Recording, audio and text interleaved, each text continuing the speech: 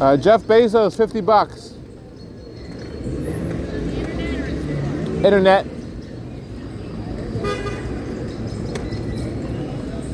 Anybody want a vacuum?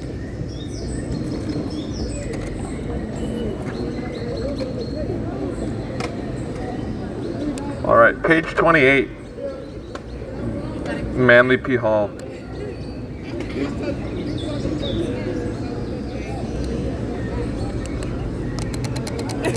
I try. I've been trying to come up. The death of Boethius in the 6th century marked the close of the ancient Greek school of philosophy.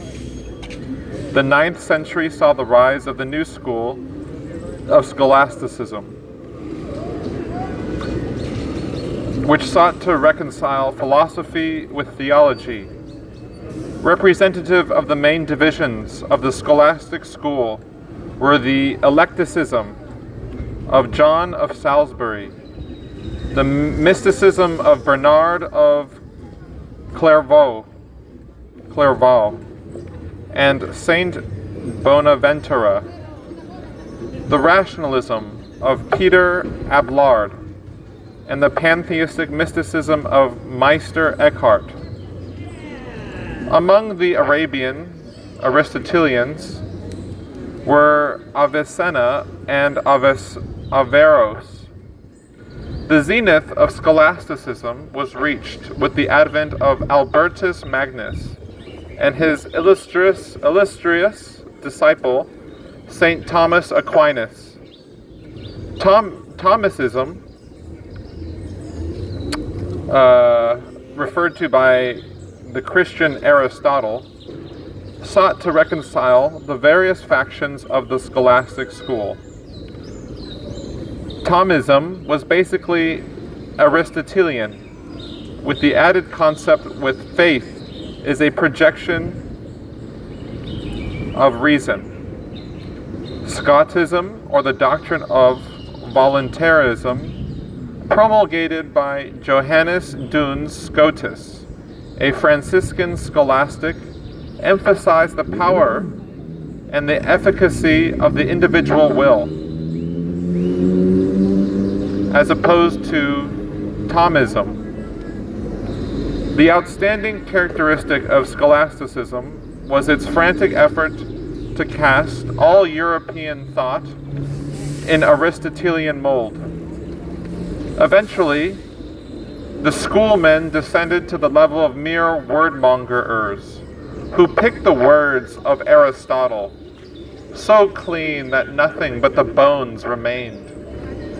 It was this decadent school of meaningless verbiage against which Sir Francis Bacon directed his bitter shafts of irony, in which he relegated to the potter's field of discarded notions.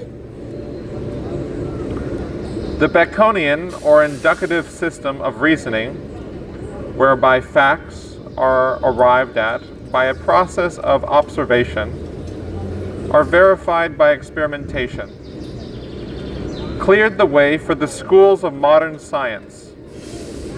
Francis Bacon was followed by Thomas Hobbes, for some time his secretary, who held mathematics to be the only exact science and thought to be essentially a mathematical process. Thomas Hobbes declared matter to be only reality, the only reality, and scientific investigation to be limited to the study of bodies, the phenomena relative to their probable causes, and the consequences which flow from them under every variety of circumference.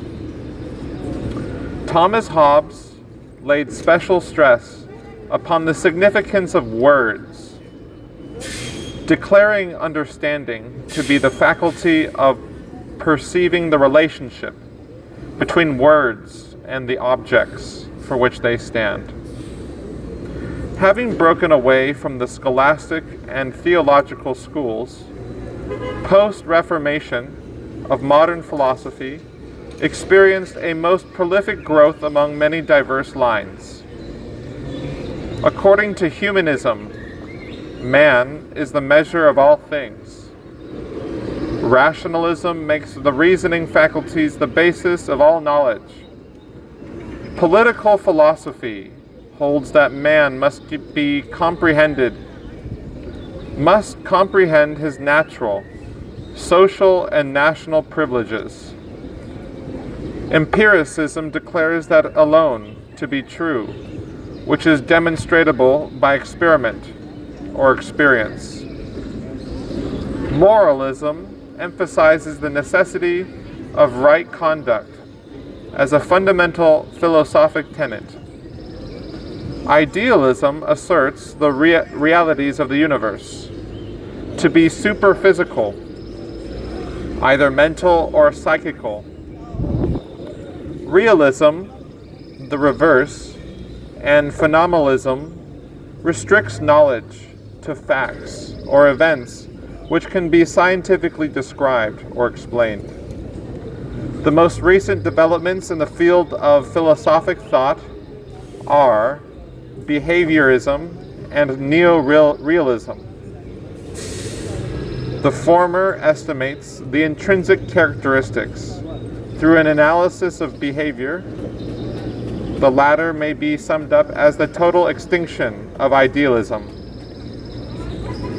Baruch de Spinoza, the eminent Dutch philosopher, conceived God to be a substance absolutely self-existent and needing no other conception besides itself to render it complete and intelligible.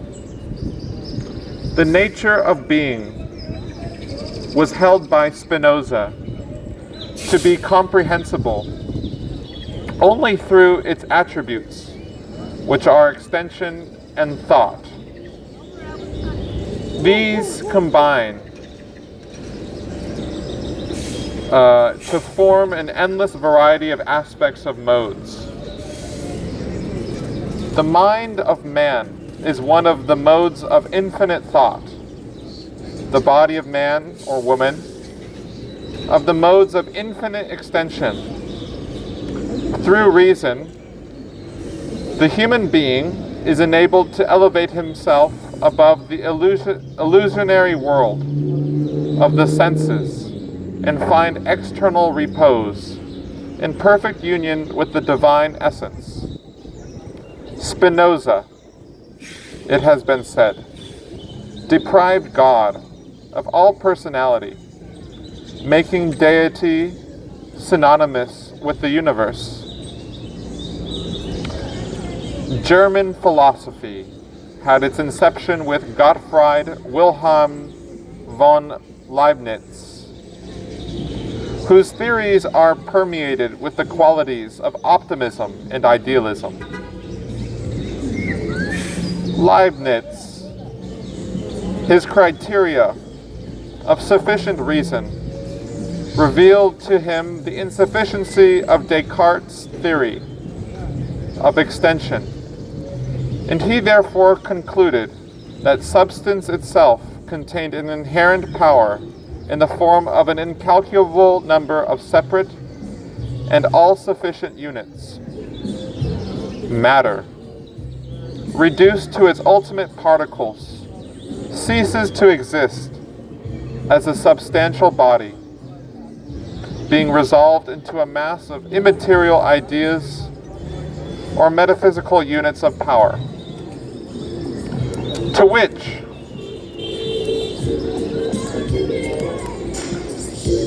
Leibniz applied the term monad.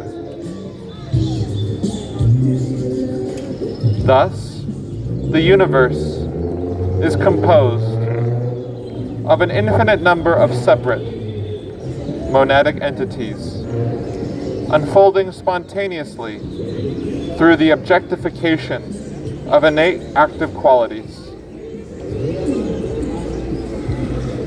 All things are conceived as consisting of single monads, of varying magnitudes, or of aggregations of these bodies, which may exist as physical, emotional, mental, or spiritual substances.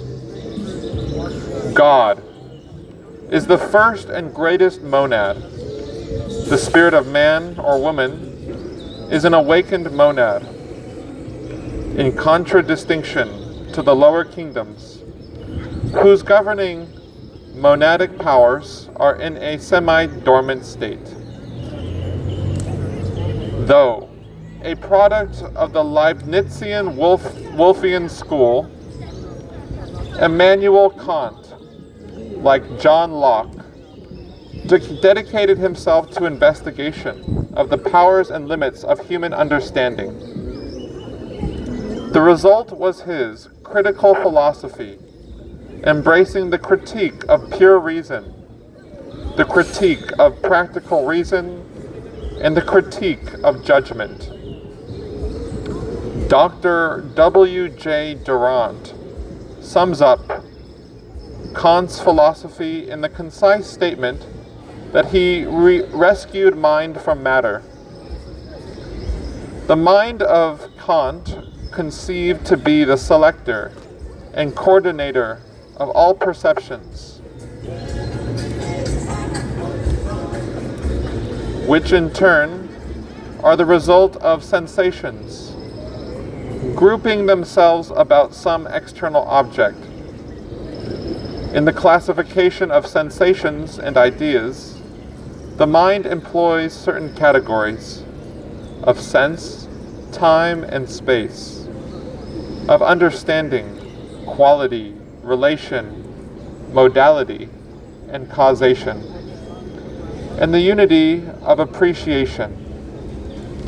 Being subject to mathematical laws, time and space are considered absolute and sufficient bases for exact thinking. Kant's practical reason declared that while the nature of noumenon could never be comprehended by the reason, the fact of morality proves the existence of three necessary postulates: free will, immortality, and God. In the critique of judgment, Immanuel Kant demonstrates the union of the noumenon and the phenomenon in art and biological evolution. German super-intellectualism is the outgrowth of an overemphasis of Kant's theory of the autocratic supremacy of the mind over sensation and thought. The philosophy of Johann Gottlieb Fichte was a projection of Kant's philosophy, wherein he attempted to unite Kant's practical reason with his pure reason. Fichte held that the known is merely the contents of the consciousness of the knower, and that nothing can exist to the knower until it becomes part of those contents. Nothing is actually real. Therefore, accept the facts of one's own mental experience. Recognizing the necessity of certain objective realities, Friedrich Wilhelm Joseph von Schelling Well, God's invisible and everybody thinks it's schizophrenic because you can't see him. I'm just saying, he's my friend too, and in my mind as well.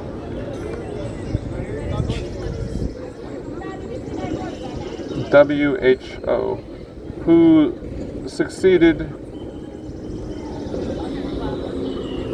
Fichte in the chair of philosophy at Jena, first employed the doctrine of identity as the groundwork for a complete system of philosophy, whereas Fichte regarded self as the absolute. Von Schelling conceived infinite and eternal mind to be the all-pervading cause.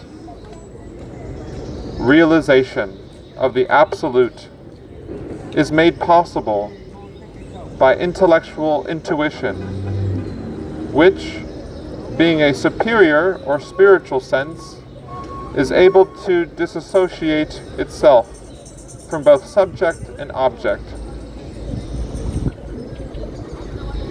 Kant's categories of space and time, von Schelling conceived to be positive and negative, respectively, and material existence, the result of the reciprocal action of these two expressions. Von Schelling also held that the absolute, in its process of self-development, proceeds according to a law or rhythm consisting of three movements.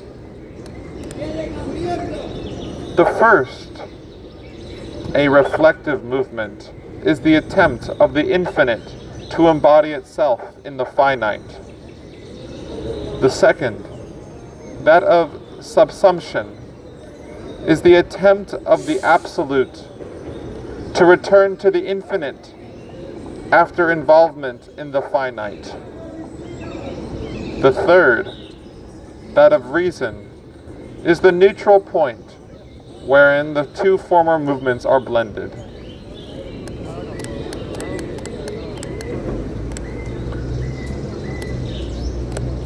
So a lot of words. But what do the words mean? Well, it's hard to relate in everyday life the big words of philosophy. But to break down the essence, we are all God, the universe, the reflection of how we perceive ourselves. We are what the elites, the authorities have tried to remove from all literature, all books, all people, all cultures, all nations. We are the very miracle that has never been encouraged by the elites to be expressive in public, so that we can see there's nothing to fear. There's no actual death. There is no actual loss. There is no separation. There is no real injustice. For every cause has a reaction that will bring the justice we don't think will ever come. It's complicated, but through the childlike mind, everything is simple. Revolución de El Pueblo.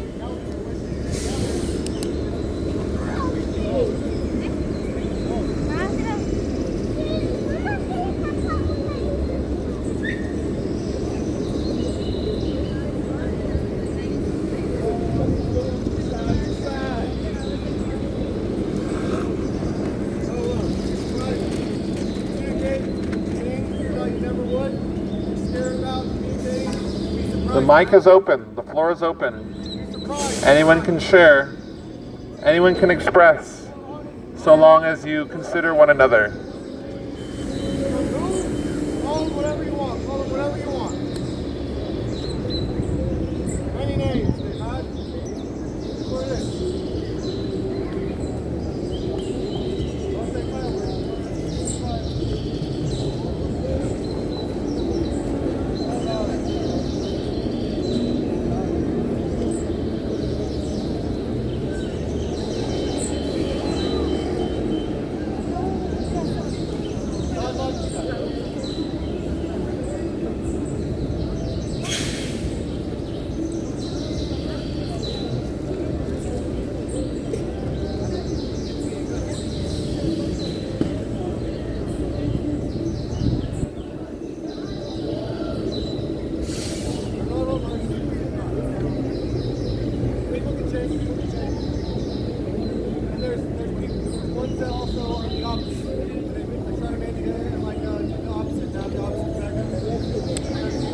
One, 1 1 2 2 3 3.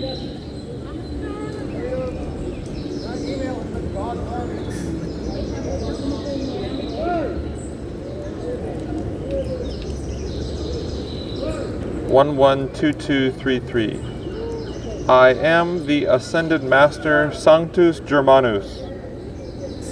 What I wish to say here is that inferiority and superiority that relates to money.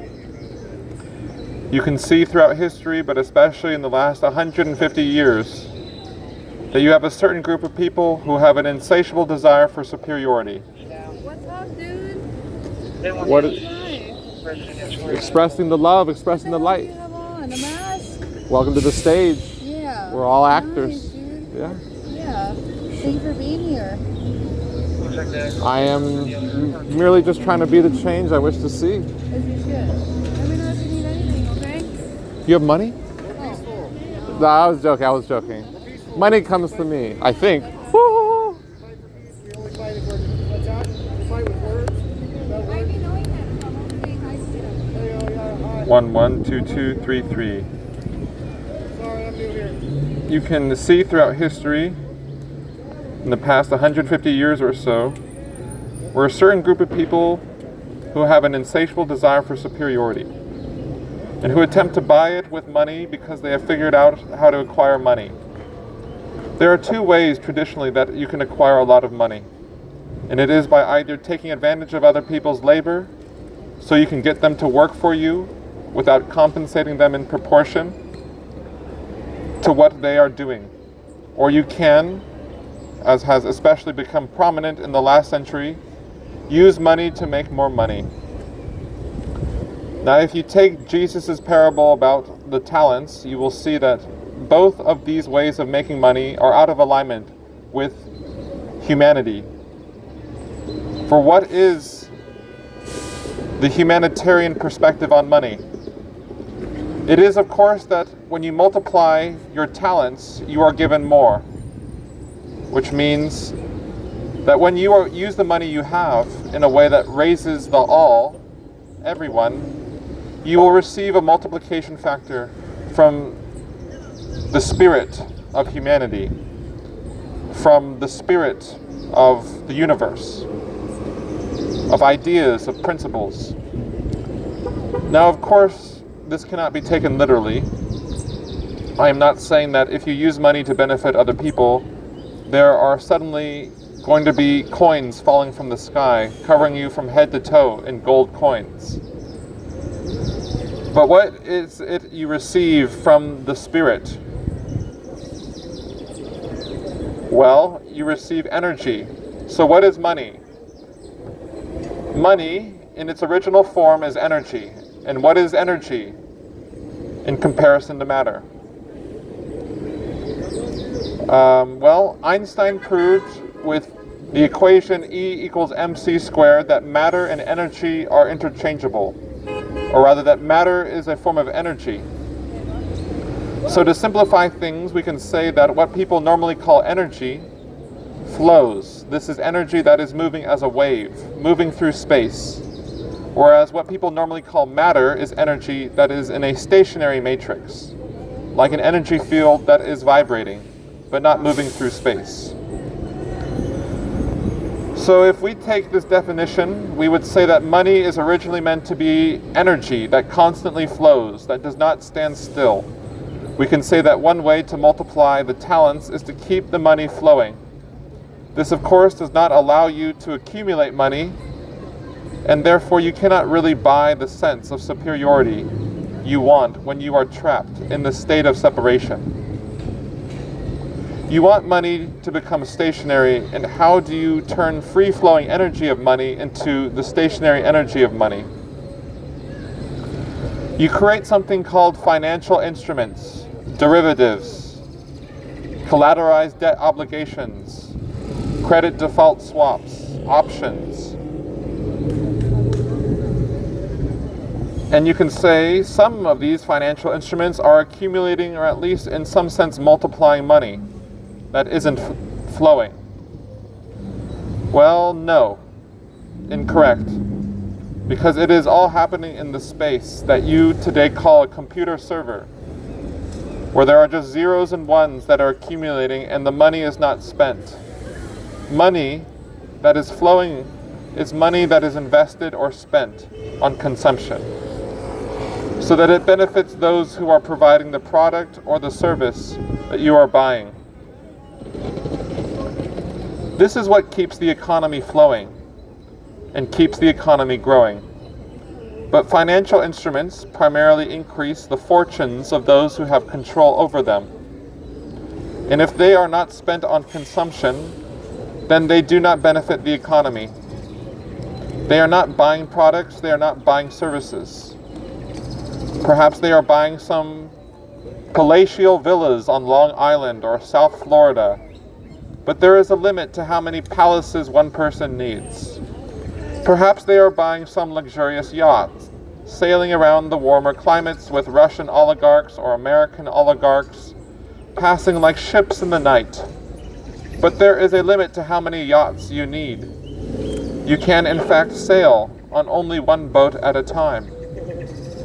Just as you can only live in one house at a time. Therefore, there is a limit to how this accumulation of money benefits the wider economy. However, when you look at the world, you see that there are clear cultural differences between how people look at this process of accumulating money.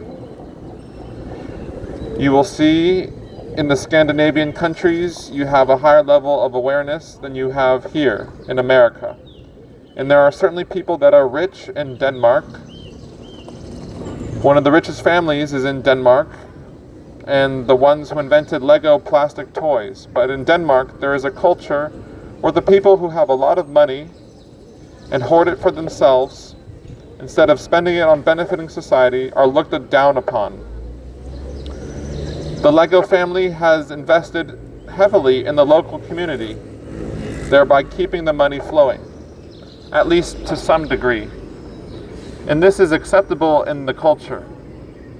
Whereas those who just want to accumulate more and more money, that is looked down upon in Denmark as not being socially aware. You are not seeking to use your money to benefit the whole. There is also a clear awareness that even though these people have accumulated money through inventing a product, providing a product, it is reasonable that they pay a certain percentage of their income in taxes, and they do this willingly. In the United States, there is a different culture, and it goes back to the Founding Fathers, but to the so-called Gilded Age in the 1800s, where the big monopoly capitalists, the industrialists, the financiers, where it was looked at those who accumulated money in their own possession, they were looked upon as the leaders of industry, the leaders of the financial world, the leaders of society. They were admired and looked up to, not necessarily by all people, but certainly by many. This is because of the lower level of social awareness. You look at the United States today, there are more billionaires than ever before. There are more billionaires per capita than in just about any other country in the world, except a few. But still, these billionaires are paying a very small percentage of their income in taxes. Many of them are clearly only accumulating money, not even buying houses or yachts. They are just accumulating them in their accounts, not using them to keep the economy flowing, because they are driven by this obsessive compulsive need. You would think you could only live in one house at a time. You can only sail in one boat at a time. You would think there comes a point where a person would say, "Now I have accumulated enough money. Let me enjoy life." A few people say this, but very few, because they get obsessive, compulsive. They are on a merry-go-round. They cannot stop. Because is it really enough to feel secure? Or is it really enough that I can feel more superior than the other guy over there that I have been competing with for decades, and who thinks he's better than me because he has a few 100,000 millions more than I do? It's never enough. It is never enough money. In Scandinavia, once you have more money than you need for yourself, people can generally accept that someone accumulates more money than they need. You need to do something for the whole. In America, where is that awareness? Some people have it, but certainly not the majority, not a critical mass. So what is it that keeps the majority of Americans from looking at the American system and saying, with the wisdom of the mother, what is going on? Why is that the richest people are paying the lowest percentage of taxes? Why is it that those who could afford to pay more taxes and would barely even notice are time and time again given tax breaks? Whereas those who can barely afford a roof over their head and food on the table are paying a higher percentage of their income in taxes. Why? Why is this going on? Is this even democratic?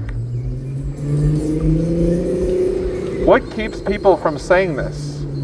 It is a special phenomenon that is often talked about openly and freely. It's called the American dream. Is there a Scandinavian dream? Yeah. That a few have too much and none have too little? But the American dream is that a few could have more than they could possibly need. But they don't need to share it because anybody can become rich, they say, and fulfill the American dream if you just work hard. That is what people in Scandinavia do not believe. And that's why they believe that those who have accumulated more money should be taxed proportionally. But Americans have sold this dream that America is such a special society, the land of opportunity, that anybody who is willing to work hard could make it into the club of the billionaires. Is America somehow functioning on a different economic law than the rest of the world? No. The economics are the economics. But of course, America is a big market, and that gives certain advantages. What is used to supposedly validate the American dream is that once in a while, a person starts with nothing, starts in their garage, creating a piece of software, or stealing it from someone else, and then they become rich by selling computers to this huge market. And this suddenly validates the American dream. Certainly, the person who took over the DOS software and created Microsoft and then Windows, those few people did become very, very rich. But how many computer operating systems are there? Only a couple. So how can it be true that anybody who is willing to work hard can create a better operating system? Could become as rich as Bill Gates, when there came a point where Bill Gates used his money and his influence to buy out or destroy any competing software.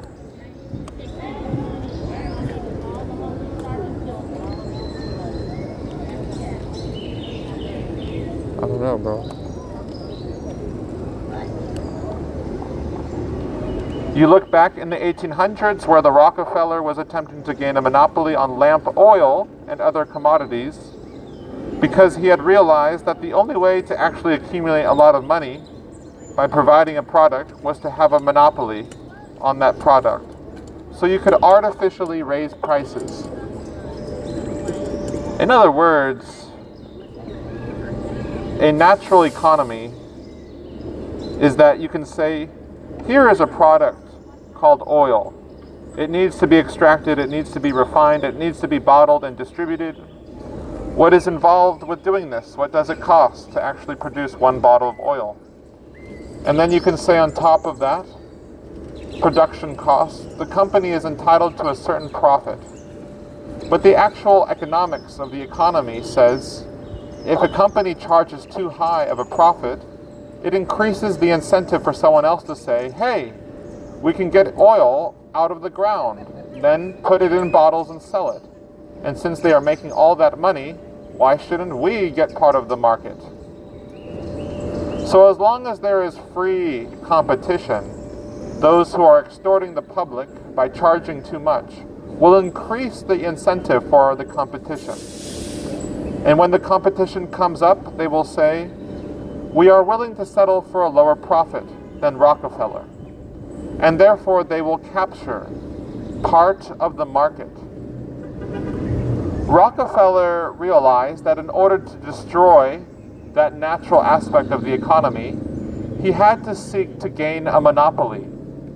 He also realized that once you have accumulated a certain amount of money, you can use that money to suppress the competition. And that is the entire principle behind monopoly capitalism. Now, Rockefeller, even though he was rich, was really just a second-rate capitalist, for he was seeking to make money by actually providing a physical product to sell. J.P. Morgan, on the other hand, was a first-rate capitalist because he said, why bother making products and services? Let's make money out of money. Let's accumulate enough money that the money starts making money by itself. And so, that is the two. Sylar and Charybdis, the two beasts of capitalism. But what did these monopoly capitalists also realize? They realized, of course, that using your money to suppress the competition, seeking to create a monopoly, that is really a form of extortion of the people. Well, that isn't fair. And there was a growing movement in America, as there was in Europe, of labor unions, people having rights, people wanting to have safe working conditions, healthy working conditions, having reasonable pay. So they realized, we have to stop this, because this could get out of hand. So they did a couple of things. And first of all, they realized that it's one thing to control money. That's good. But in order to really have control over money, you have to have control over information. So what do? Hey, let's buy some newspapers. We've got the money. Now we make it seem like, oh yeah, the journalists and the editors, they have complete freedom to write whatever they want, as long as they don't question capitalism. So they invented this American dream. Look, we started with nothing and have made it rich. Anybody else can do the same. A complete lie. Because anybody who tried to do the same and started competing with those who had a monopoly would be suppressed or destroyed or even killed. Run out of business. But they had the monopoly on information, so they could spread the dream. Then they did something else. What is the greatest help to monopoly capitalism ever to come along? Karl Marx and the Communist Manifesto. We have said before that in a sense, when Karl Marx wrote the Communist Manifesto, he defined both communism and capitalism, the two dualistic polarity. Please, you watching me? Two opposite economic systems. But you see, the monopoly capitalists of America, they were not saying, oh no, now we are going to lose because now we have this opposite. They said, hallelujah, this is what we've been waiting for.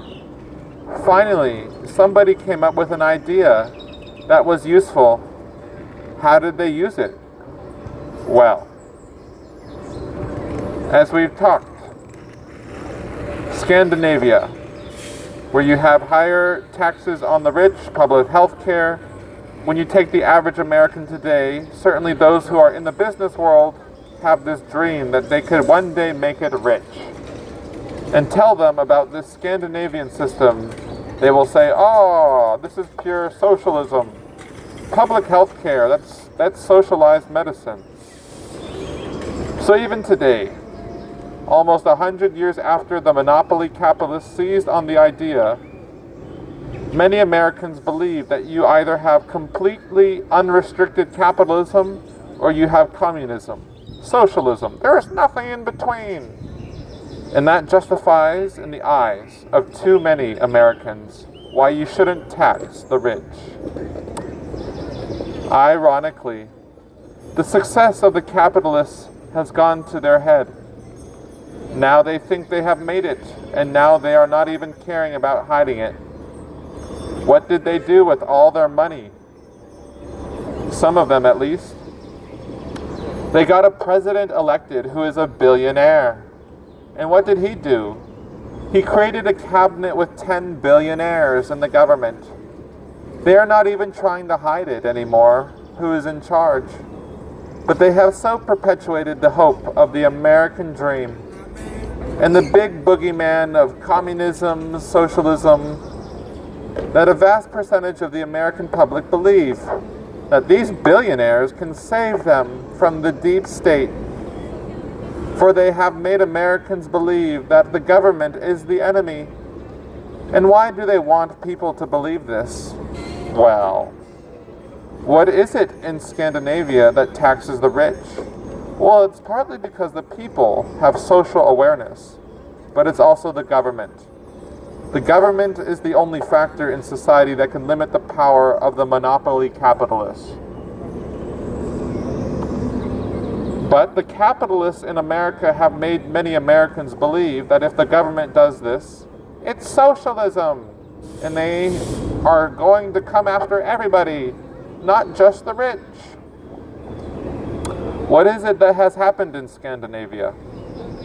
Look at the average worker in Scandinavia. They have better working conditions, shorter working hours, higher salaries, higher benefits, free public health care, longer vacations, paid maternity leave, and so on. Paid childcare, paid for education.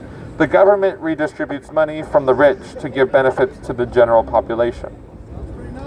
The government, therefore, is looking after the interests of the general population, and it is the only factor who can do this. But in America, so many Americans have such a mistrust of the government that now they believe that the billionaires can look after them better than the government. That is what will turn the American dream into a nightmare, and it's already far along those lines. As we have already said, one of the wonderful ideas that the capitalists have come up with is neoliberalism. The rising tide lifts all boats. But unfortunately, the people are becoming poorer as the tide is rising. It is not lifting their boats, it is threatening to sink them. So the wisdom of the mother, again, can see that something is amiss here. Somebody is lying. It may seem as if I am trying to say that these old monopoly capitalists, going back to the Gilded Age, they still have control of the economy. But there is always the interplay of the established and the aspiring power elite. Why? Simply because of the nature of duality. Good versus evil, rich versus poor. I'm more right and you're wrong. We're the good guys and you're the bad guys. As I said, you produce a product, you charge an unfair profit. It increases the incentive for someone else to get a part of the market so they can make a profit. But it goes beyond that. It is simply that. In the mind of narcissism, those who lock in to their superiority, they are forever seeking to increase their status. Money, you can never have enough money. As they increase their status, they increase the incentive for those who also have the desire for superiority. Hey, why should we be locked out of that club? We want to join. But of course, the established power elite are not about to share. As you can see throughout history, once an elite has become established, such as the feudal lords of the Middle Ages, are they going to share? Nay. What was it in the feudal system that gave you wealth and privilege? It was your inheritance, your family background. You inherited the estate from your father. That's not a good system for an aspiring power elite. They want to be able to take it, not inherit it, for that is the luck of the draw. You are born in a rich family or not. You see, in a sense, that the monopoly capitalists, they were not born in a noble class family. They did acquire the money, and therefore, in a sense, they set that matrix for the American dream. But as soon as they became rich enough, they tried to sabotage the dream because they did not inherit the money. The American system makes it easier for an aspiring power elite to come up. So what have you seen over the last decades? Instead of the old established money in the Northeast, you have seen an aspiring power elite of new money on the West Coast. The tech billionaires. And there was a certain man who had aspirations about becoming president. And he approached the old money in the Northeast where he grew up.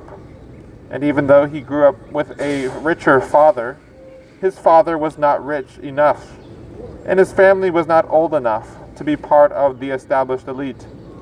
So he felt rejected by them. And therefore basically put out a sign, "For sale, any takers?" And so came the tech billionaires and said, "Here's our chance to buy our seat at the table." And they had an advantage. And that advantage was that the established power elite always becomes focused on what has worked for them and preserving it. An established elite becomes focused on preserving its position. So they had a certain monopoly of information through the traditional media, the newspapers, the television stations, the social media platforms. But the new aspiring elite of the tech billionaires, they had the internet, the media. This gives us opportunities that the old elite do not have. So maybe we can now control information better than the old elite. And so you have this battle between the established and the aspiring elite. Who will end up with the most power, the most privileges, the highest status? And it is just a matter of how does it play out. When these two giant beasts are locking horns, growling at each other, fighting for dominion over society. But what gets lost in this struggle between these beasts is the people. For neither of the two sides want to liberate the people or raise the people up. They want domination. In order to do this, they need to pacify the people. Therefore, even though these two elites are seemingly fighting each other, they are in a sense also, without realizing it, helping each other maintain the status quo, where the people are so controlled by the elite that they cannot stand up to the elite, to any of the elites, to elitism as a phenomenon, because they cannot even see it. Then, of course, both of these elites are aware of the most efficient strategy of the fallen, used since the beginning of time: divide and conquer. And so when you control information, what can you do? You can divide the people into different factions: Democrats and Republicans, working class, middle class, or as Marx did it, the working class and the bourgeoisie, those terrible, terrible people. So what do you see again in the Scandinavian countries? A certain social awareness, a certain common view, a certain solidarity with each other that allows the people to speak with a relatively united mind against elitism. Which is why elitism does not have the foothold there. One reason, not the only one, but certainly one. In America, people are so divided. They cannot even see that the problem is not those other people who belong to the opposite party. The problem is the billionaires, the elite. That is the problem. That is the deep state. The Democratic Party is to a large degree controlled by the old money of the Northeast. The Republican Party has become more and more controlled by the tech billionaires, the new money of the West. I'm speaking broadly here, but what is lost? There is not that neither of the two represent the people. More and more Americans are beginning to realize that they are beginning to sense there is something fundamentally and systemically wrong here. There is something so wrong with the system. The system is so rigged against us. But what does the elite do? They try to use social media and alternative media to say, oh, it is the government that's the problem. It's too big. It's too powerful. There is this hidden thing in the government that's working against the people. So let's reduce the size of the government. Let's get somebody in here with a chainsaw and cut down the size of the federal government. Simple solution, seemingly, but what are you cutting? All of those federal employees who are working in agencies that are limiting the capitalists, the power elite, seeking to look after the interests of the people, they are the first to go.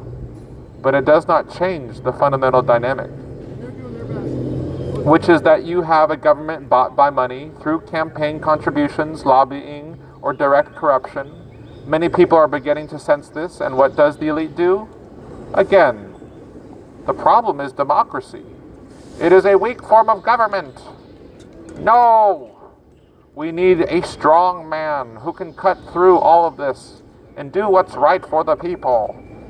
Well, really? For the elite? Who pays him? But we can't at least pretend he is doing it for the people. All of this serves one cause: to camouflage the real problem, which is the elite. Why did such a candidate get elected? Well, because not too many people bothered to show up and vote. But why didn't they vote? Because they felt it didn't make a difference. Because even if the other party had won, it wouldn't have changed the fundamentals of the elite being in charge. So what is it going to take in America to create this elusive idea that Abraham Lincoln voiced so many years ago, a government of the people, by the people, and for the people? Who is going to run that government? It must be somebody who is of the people, in touch with the average person. It cannot be somebody who is belonging to the elite and who has lost not only touch with the average person, but doesn't care whatsoever about anyone. That is, the working average person. It has got to be run by the people. So the people have to be willing to be engaged in the government instead of sitting back and saying, yeah, we can't really be part of the government. All we can do is vote every 4 years and then bitch the rest of the time about how bad the government is and how everything is going to hell and how nothing is working and there's a deep state and there's the Democrats and there's socialism and there is this and there is that, but there is nothing we can do about it. And then, of course, for the people. Well, who else but the people can have a vision of what is for the people? What do you have now in the government? You have a government where too many of those who have influence of the government, not necessarily the ones who are the bureaucrats, not even all of the elected representatives, although far too many of the elected representatives are millionaires, but where those who are influencing the government are not of the people. It's not run by the people, it's run by the elite, and those the elite have appointed or bought, bribed, and sold. And it's not run for the people, it's run for the elite so they can preserve their positions or even expand them. Not in every case. Again, those who are trapped in superiority, seeking superiority, can never get enough. And if they think money is the key to their sense of opportunity, their superiority, they can never get enough money. Penny, money. So they will keep accumulating, and how do you accumulate? Well, you either take advantage of people's labor or you create financial instruments, derivatives, that create more money as figures on a computer server that doesn't even contribute to the real money system, Not real. but still gives you in your mind that status and in your minds of others And you want to maintain that system. You want to continue to have the tide of the financial system rise, regardless of how it affects people. You see, the entire lie of neoliberalism, capitalist consumerism, is that the rising tide does not lift all boats. It only lifts the big yachts, and it sinks the smaller boats. For that is the nature of this monopoly, capitalism, unnatural economy. I will not even say unnatural capitalism, because all capitalism is an artificially created system. No one understands the system, even those who designed it. This is, of course, another deception that many Americans have bought into. When you define the two opposite polarities, parties, you can control what the people can see. So, what do many Americans believe? There's either capitalism or communism. Communism is where the state regulates the economy. Capitalism is where the state ideally stays out of the economy and lets the mythical thing called the market regulate itself.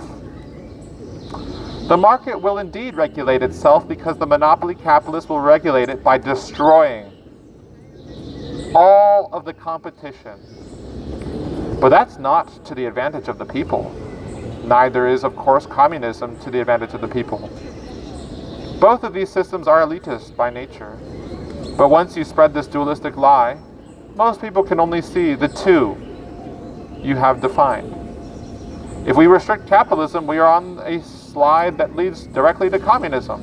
Anything in between, any alternative beyond the two, is hidden.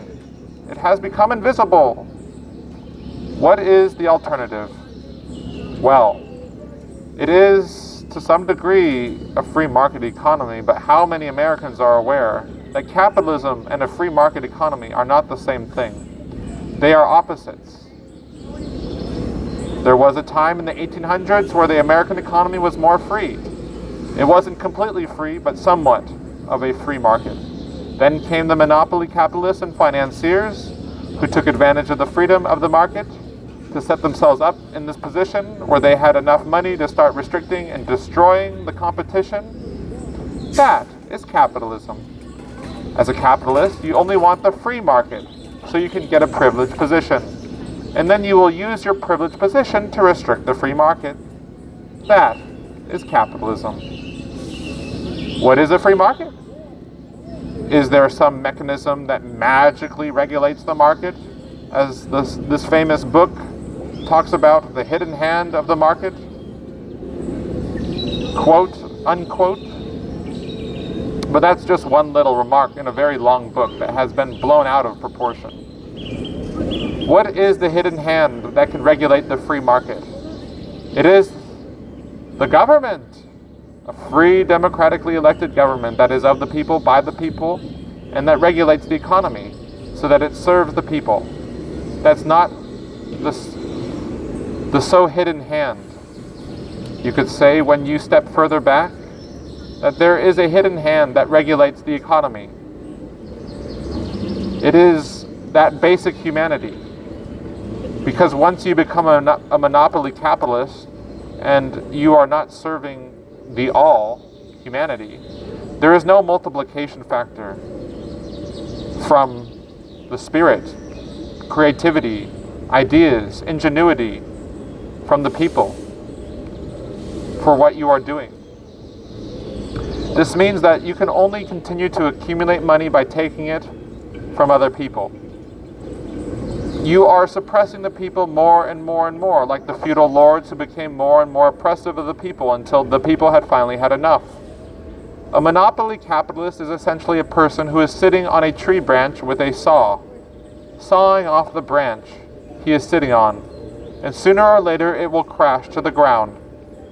The unfortunate fact is that it crashes the entire economy, which affects all of the people.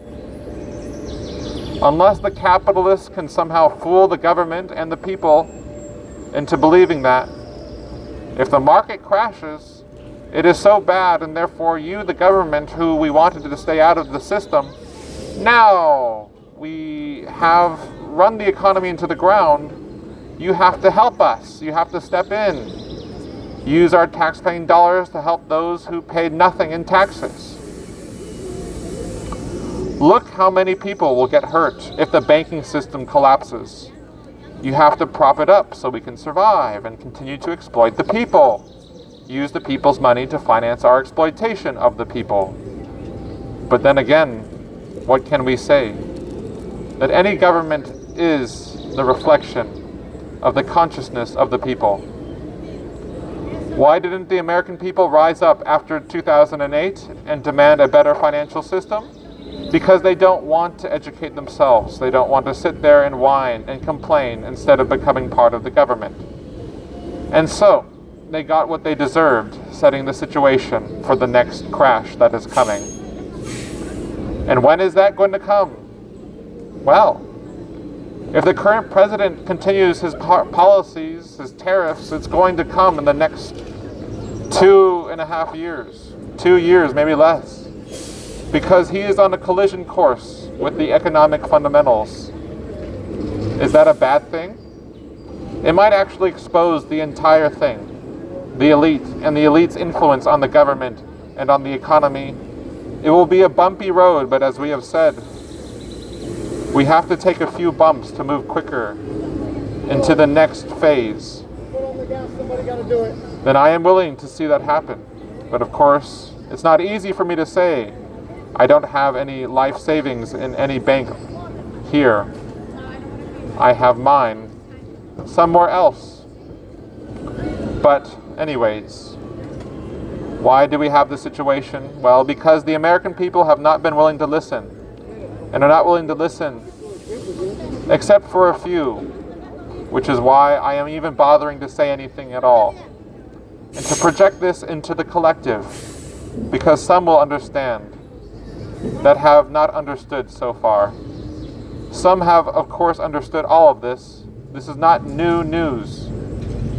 They could have done, for that matter, put out all the ideas in this message, but not enough people have seen this to form that critical mass, where the people have finally had enough and say, what is the wisdom in having what we pretend to be a democratic political system?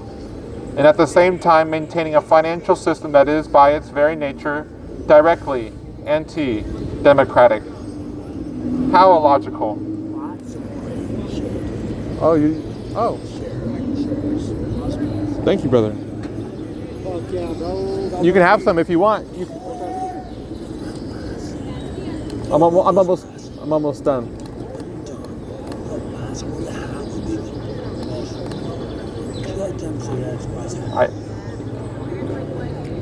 Once we are trapped in these two poles, this back and forth, when you are trapped in this, where you don't really want to educate, you cannot see. And this brings up the equation that so many Americans have been manipulated into this state. Okay, thank you, brother. Where most Americans feel that they just cannot understand what's going on. It's beyond them, they feel. It's too complicated. And it is complicated because those who have created the system have created so many levels, layers, that it is hard for anyone to really have a full understanding of what is happening. Not even the people who created the system understand how it works. Otherwise, you wouldn't have had the financial crisis of 2008. Yes, these people created the financial crisis, but they are not that stupid that they would have allowed this to happen if they understood what was going to happen. Even the people who created the system don't understand the system and its consequences. It is difficult to understand the system, but it is not difficult to understand the fundamentals. And what I have shared here is not advanced economics. It should be Economics 101 at all universities, but it isn't, because who owns the universities? Oh, the elite. But Americans have the potential to understand these fundamentals, but they have to be willing to take this little device they have in their pockets and study how the economy works instead of looking at what is the latest celebrity scandal. or looking at these websites that glorify one politician, putting the others down, that validate what they already have? What is it that those who are in the victim camp, those who are in the superiority camp, have in common? What do they both are ignorant because they are in duality. They cannot have the wisdom of the mother that sees the inconsistencies, the contradictions.